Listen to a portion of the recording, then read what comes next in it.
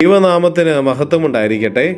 പ്രഭാഷകന്റെ പുസ്തകം 37-ാം അധ്യായം 16-ാം വാക്യം.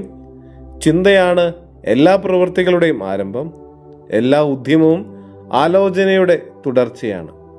സകലത്തിനെയും നാഥനായ ദൈവമേ, ഞങ്ങൾ അങ്ങയെ ആരാധിക്കുന്നു, സ്തുതിക്കുന്നു, മഹത്വപ്പെടുത്തുന്നു.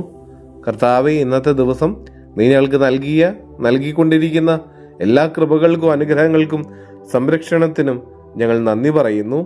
ഞങ്ങളെയും ഞങ്ങളുടെ കുടുംബത്തെയും ഞങ്ങളുടെ കൂടെയുള്ളവരെയും ഞങ്ങളുടെ നിരവധിയായിട്ടുള്ള ആഗ്രഹങ്ങളും സ്വപ്നങ്ങളും പദ്ധതികളും ഞങ്ങളുടെ ഉത്കണ്ഠകളും ആകുലതകളും പ്രശ്നങ്ങളും പ്രതിസന്ധികളും അങ്ങയുടെ കരങ്ങളിലേക്ക് ഞങ്ങൾ സമർപ്പിക്കുന്നു.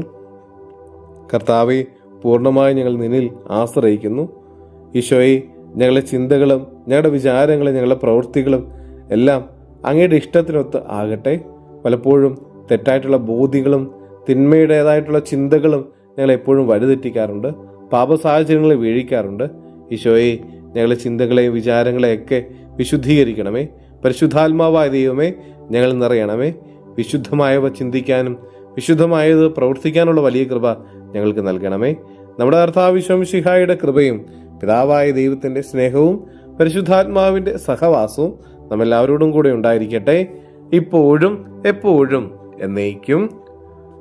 ആമേൻ.